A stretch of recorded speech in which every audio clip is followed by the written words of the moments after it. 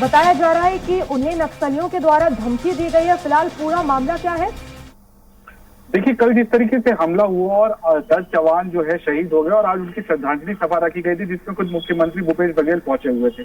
आज शहीद जवानों के परिजन तो उस श्रद्धांजलि सभा में पहुंचे, श्रद्धांजलि भी दिया उन्होंने, लेकिन दो शहीद जवान जो दंतेवाड़ा जिले के ही कटेकलान ब्लॉक के हैं, वो दो जवान के परिजन वहां पर नहीं पहुंचते, जिसके बाद कहीं ना कहीं पुलिस को इस बात की शक थी कि क्या कुछ बात है, जिसको सूचना देने के बावजूद भी जो है परिजन क्यों नहीं पहुंचे।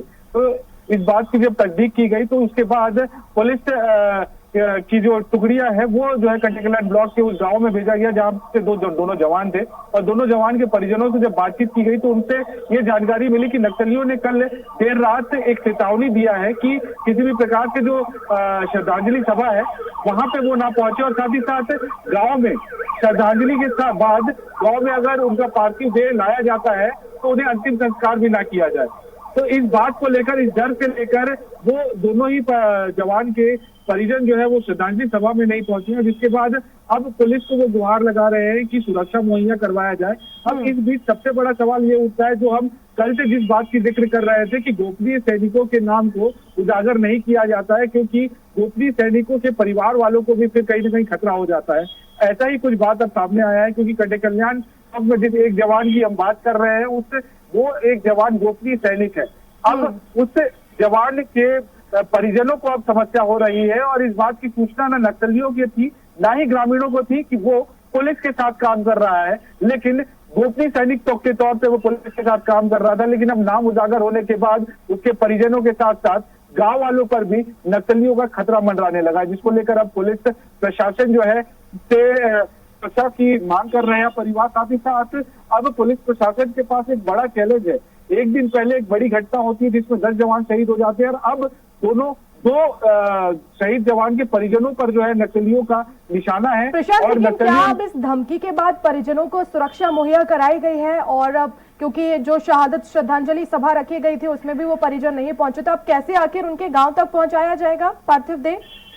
देखिए, कटेकल्याण थाना क्षेत्र का ये पूरा दोनों गांव जो है वो कटेकल्याण थाना क्षेत्र में आते हैं, और कटेकल्याण थाने से पुलिस बल को भेजा गया है उन दोनों ही गांवों में। और साथ ही साथ जो दो जवान शहीद हुए हैं उनके पार्थिव देह को गृहग्राम के लिए रवाना भी किया गया, और गृहग्राम पुलिस के दल बल के साथ भेजा गया है, क्योंकि पुलिस के लिए एक बड़ा चैलेंज है, क्योंकि अगर शहीद हुए जवान तो उनके पार्थिव देह को ससम्मान अंतिम संस्कार किया जाए, और उस अंतिम संस्कार में कोई भी प्रकार का विघ्न होता है तो वो पुलिस प्रशासन ना होने दे। तो अब पुलिस के दल बल के साथ जो है वो दोनों ही जवानों के शहीद जवानों के पार्थिव देह को गृहग्राम भेजा गया है, और लगातार अब उन इलाकों में सर्चिंग बढ़ा दी गई है। कटेकल्याण के जो दोनों गांव बताए जा रहे हैं उनके आसपास जो भी कैंप है वहां के कैंप से सर्चिंग के लिए जवानों को बाहर निकाला गया है। प्रशांत, लेकिन अभी भी चुनौती कि आखिर इस तरह की नक्सली वारदातों पर किस तरह से जो है लगाम लग सकेगी। बने रहिएगा प्रशांत, आगे भी खबरों पर हम अपडेट्स लेंगे।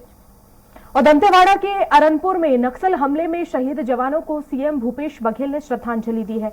भूपेश बघेल ने कहा कि हमारे जवानों ने नक्सलियों से लड़ते हुए आहुति दी है, ये शहादत बेकार नहीं जाएगी और अब लड़ाई तेजी से लड़ी जाएगी।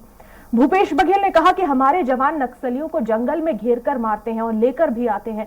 नक्सलियों को अब ज्यादा नुकसान होगा, उन्हें मुंह तोड़ जवाब दिया जाएगा।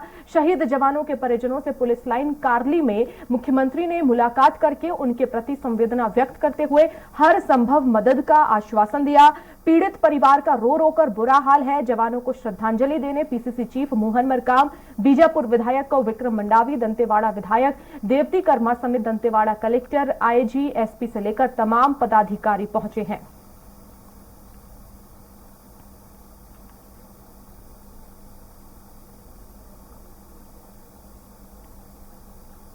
तो ये तस्वीरें हम आपको दिखा रहे हैं, अलग अलग ये तस्वीरें। नक्सली हमला हुआ और उसके बाद शहादत को सलाम किया गया, शहीदों को श्रद्धांजलि दी गई, सीएम ने कंधा दिया और उच्च स्तरीय बैठक, तो इस पूरे ही मामले पर उच्च स्तरीय बैठक भी बुलाई गई और बस्तर के पुलिस जवानों के साथ ये बैठक हुई है। और ज्यादा जानकारी के लिए दिलीप हमारे साथ जुड़ गए हैं रायपुर से। दिलीप, सीएम भूपेश बघेल ने कहा है कि अब नक्सलियों की जो शहादत है वो बेकार नहीं जाएगी, उचित कार्रवाई की जाएगी, तो इससे ये साफ कहा जा सकता है कि खास रणनीति के साथ अब नक्सलियों को जो है खत्म करने का प्रयास यहाँ पर किया जाएगा।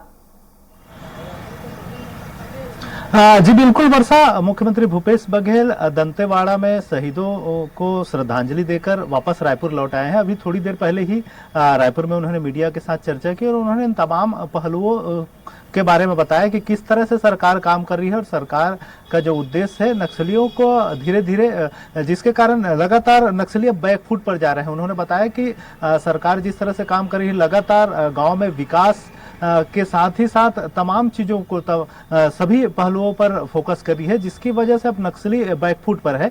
और उन्होंने कहा कि अभी कोंडागांव जिले अब नक्सल मुक्त हो गए हैं इसकी वजह से, और बहुत सारे जो जिले खास करके दंतेवाड़ा, सुकमा, वहां भी बहुत कम एरिया में सिमट कर रह गए।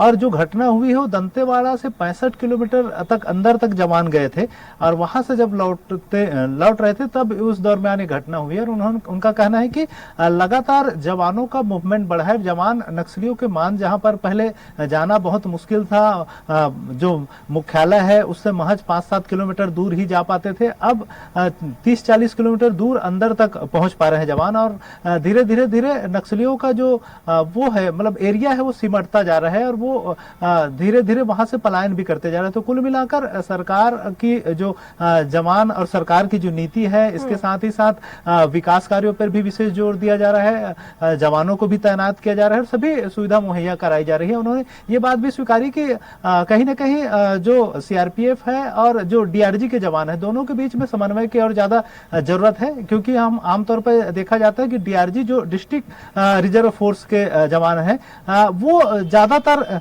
ऐसे क्षेत्रों में आगे रहते हैं, लेकिन सीआरपीएफ के जवान पीछे रह जाते हैं। तो दोनों का एक कॉम्बिनेशन की भी जरूरत है, दोनों के बीच में समन्वय होगा तो ज्यादा से ज्यादा नक्सल जो एरिया है वहां पर इनको सफलता मिलेगी। और दोनों का सहयोग भी, आपस में सहयोग जरूरी है, क्योंकि सेंट्रल फोर्स और जो स्थानीय पुलिस बल है उनकी दोनों का जब समन्वय होगा तो उससे फोर्स की ताकत और बढ़ेगी। तो ये समन्वय का भाव बीच बीच में देखा जाता है कहीं ना कहीं। का जो कार्यक्रम था उसमें शिरकत की, क्या उस दौरान इस तरह की जो तमाम रणनीति है उन पर काम नहीं किया गया था? जैसा कि आप कह रहे हैं कि समन्वय की यहाँ पर कमी है, तो ऐसे में वो जो कमी उसे दूर कर लेना चाहिए था। जी, समय समय पर इस पर चर्चा होती है वर्षा, और हर बार ये बातें कही जाती है। और सीआरपीएफ के जो अधिकारी है वो भी यहाँ राज्य के आला अधिकारी, जो पुलिस अधिकारी है, उनके साथ भी उनकी बैठकें होती रहती है। और कहीं ना कहीं बहुत सारे जगह जहाँ पर सीआरपीएफ के कैंप है और वो उन क्षेत्रों में जो थाना है, जिला बलों के, उनके बीच भी आपसी समन्वय बनाने का प्रयास होता है। लेकिन क्योंकि जो बाहर के जवान है, खास करके सीआरपीएफ के जवान है, जिसमें ज्यादातर जो राज्य के बाहर के जवान उसमें है, तो वो कहीं ना कहीं स्थानीय लोगों से उतना तालमेल बिठाने में बिठा नहीं पाते। बल्कि जो डीआरजी के जवान है, जो क्योंकि उसमें गोपनीय सैनिक भी है जो लोकल ही है, लोग हर ज्यादातर जो जवान है डीआरजी के वो लोकल स्थानीय लोग ही उसमें भर्ती हुए हैं, तो उनको ज्यादातर जो क्षेत्र के बारे में, लोगों के बारे में ज्यादा पहचान है और वो समझते हैं। जो सीआरपीएफ के जवान है वो ग्रामीणों को, हर लोगों को नक्सलियों की नजर से देखते हैं। तो कहीं ना कहीं दोनों की नजर में भी फर्क है। अब देखना होगा इस पूरी कमी पर किस तरह से जो है आगे काम किया जाएगा। और सीएम भूपेश बघेल ने जो कहा कि अब और कार्रवाई की जाएगी, तो देखना होगा कि आगे क्या खास रणनीति होगी, नक्सलियों को कैसे कंट्रोल किया जाएगा, इस तरह की वारदातें फिर ना हो, कैसे इस पर काम किया जाएगा। फिलहाल बहुत शुक्रिया दिलीप तमाम जानकारी के लिए। और